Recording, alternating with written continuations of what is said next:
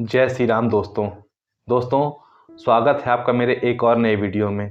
आज मैं आपको भगवान भोलेनाथ की एक ऐसी कथा सुनाऊंगा जिससे सिर्फ सुनने मात्र से आपकी शिव भक्ति दृढ़ हो जाएगी।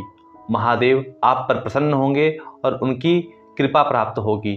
तो मित्रों, चलिए कथा को हम शुरू करते हैं। और कथा शुरू करने से पूर्व आपसे एक और निवेदन करना है कि यदि आप मेरे चैनल पर नए हैं तो चैनल को सब्सक्राइब करें, वीडियो को लाइक करें और इस वीडियो को अपने दोस्तों और परिवारजनों के बीच शेयर करिए।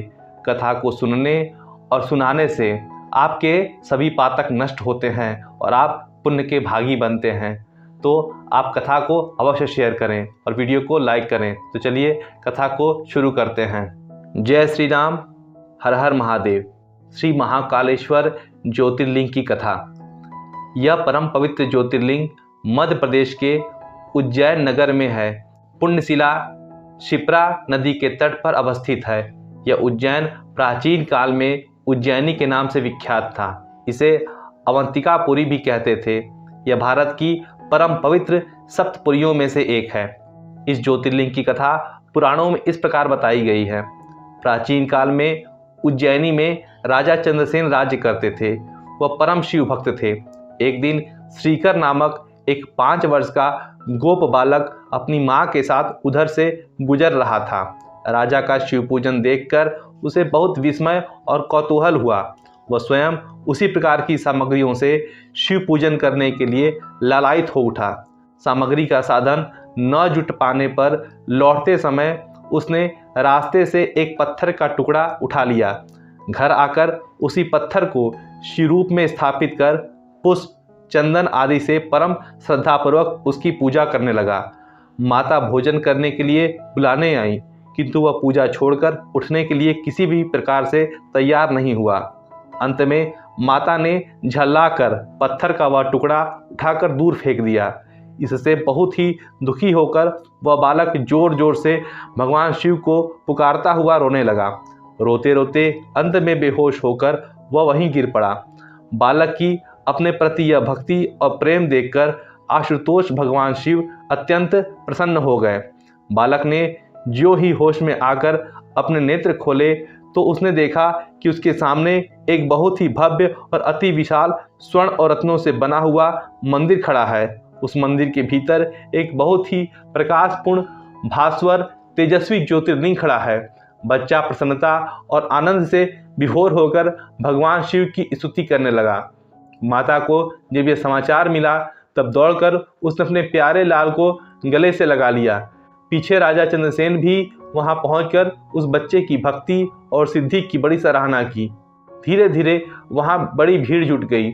इतने में उस स्थान पर हनुमान जी प्रकट हो गए। उन्होंने कहा, मनुष्यों, भगवान शंकर शीघ्र फल देने वाले देवताओं में सर्वप्रथम हैं। इस बालक की भक्ति से प्रसन्न होकर उन्होंने इसे ऐसा फल प्रदान किया है जो बड़े बड़े ऋषि मुनि करोड़ों जन्मों की तपस्या से प्राप्त नहीं कर पाते, वह इस बालक ने प्राप्त किया है। इस गोप बालक की 8वीं पीढ़ी में धर्मात्मा नंद गोप का जन्म होगा। द्वापर युग में भगवान विष्णु कृष्णावतार लेकर उनके वहां तरह तरह की लीलाएं करेंगे। हनुमान जी इतना कहकर अंतर्ध्यान हो गए।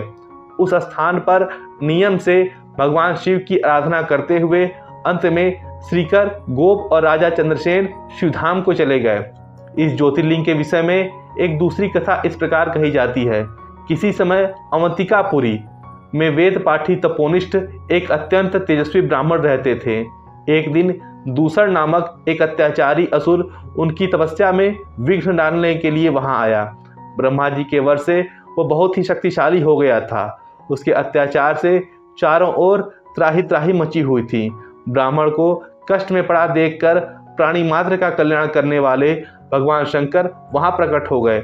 उन्होंने एक हुंकार मात्र से उस दारुण अत्याचारी दानव को वहीं जलाकर भस्म कर दिया। भगवान वहां हुंकार सहित प्रकट हुए, इसलिए उनका नाम महाकाल पड़ गया। इसलिए इस परम पवित्र ज्योतिर्लिंग को महाकाल के नाम से जाना जाता है। महाभारत, शिव पुराण एवं स्कंद पुराण में इस ज्योतिर्लिंग की महिमा का पूरे विस्तार के साथ वर्णन किया गया है। तो मित्रों, श्री महाकालेश्वर ज्योतिर्लिंग की यह कथा यहीं तक है। यही महाकालेश्वर ज्योतिर्लिंग की कथा है। इस कथा को सिर्फ सुनने मात्र से शिव भक्ति में आपकी भक्ति दृढ़ होगी, आप पर भगवान शंकर प्रसन्न होंगे और महादेव आप पर सदैव अपनी कृपा बरसाते रहेंगे। तो चलिए फिर मिलते हैं अपने किसी और कथा में, अपने किसी और वीडियो में। तब तक के लिए जय श्री राम, जय हनुमान, हर हर महादेव।